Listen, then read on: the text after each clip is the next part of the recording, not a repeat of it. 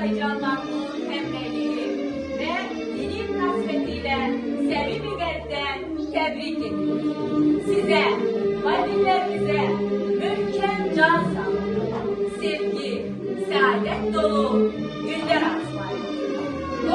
O güzel çöplerinizden hiç zaman sevinç eksik olmasın. Bayramınız mübarek olsun.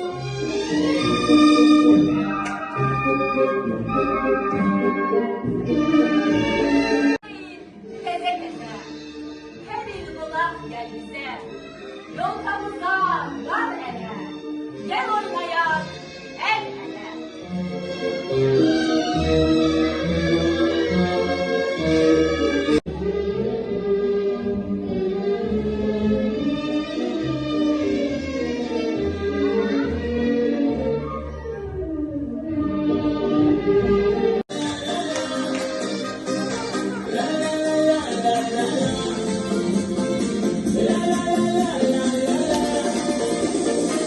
Хотим того или нет, но он приходит всегда.